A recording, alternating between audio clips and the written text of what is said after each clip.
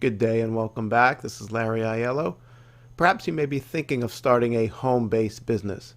The good news is now, more than ever, it has never been easier to start one.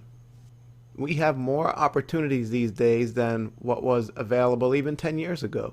You can set up a shop on eBay or on Amazon, Etsy, find wholesalers where you can drop ship products, import products from China. The possibilities for full-time, home-based businesses are aplenty.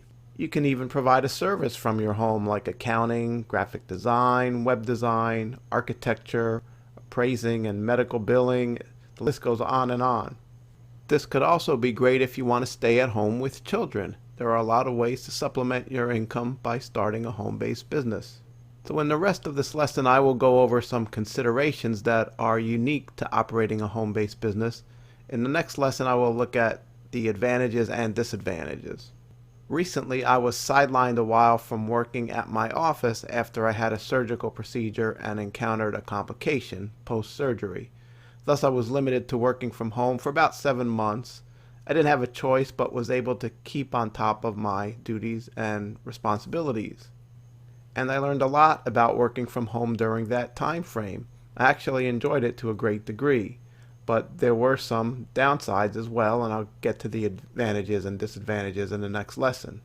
But here is the main thing that I learned about working from home. I'll tell you what you need to have. You need to have a lot of discipline, and I mean a lot of discipline. My workday starts at 8 a.m., and at 8 a.m. I would be logged onto the computer, and I would work until 12:30 or so until lunch, and that would be the only time I would check my personal emails, Facebook, etc. There would be no TV to distract me. I would have the radio on in the background with some music, and I would on occasion take a little break for the restroom, of course, just like an office setting or to make a smoothie, but that's it. Discipline is number one. Tied into having good discipline is time management skills and coming up with a routine. Yes, you will have flexibility in making your own schedule, but at the end of the day, you need to be focusing on revenue-producing activities. It is okay if your daughter has a recital one day, but if you are at the beach on Monday, and then on Tuesday, and then the beach on Wednesday, that might be fine after your business is established, but in the beginning you need to focus on revenue-generating activities. So set off blocks of the day when you are most productive and find a routine that works for you, and obviously the needs of your clients as well.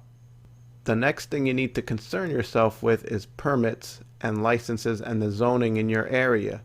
Make sure you have the appropriate licenses or permits. Just because you are working from home doesn't mean that it won't apply. This will be specific based on your city or county that you live. If you are in a residential area, keep in mind they will probably not want signs outside on your lawn advertising your business. So be aware of your zoning. You also want to consider how disruptive your business will be to the neighborhood. Let's say you are doing cooking classes and you have 50 people over your house for a demonstration, which means lucky you, you have a big kitchen. But where will those people park in the neighborhood? That will undoubtedly irk some of your neighbors. The next thing, make sure your lease does not prohibit you from operating a business if you are renting an apartment or house. There may also be a provision in your mortgage, although that is not as common. Talk to your insurance company about insuring business assets and having the proper insurance in place for your business. Typically, liability insurance is not that expensive for home-based businesses, but your business needs will change, so just don't assume your normal homeowner's policy or renter's insurance policy will suffice.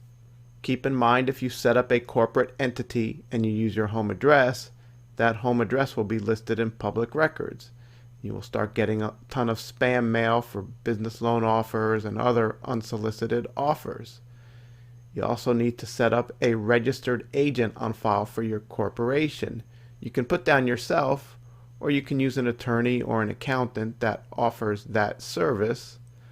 A registered agent is someone that needs to be available during business hours that can be served with a lawsuit in the event that you are sued. Thus, it cannot be a P.O. box, at least here in Florida anyway. And that will wrap it up for this lesson. And in the next lesson, we'll go into some of the advantages and disadvantages of running a home-based business.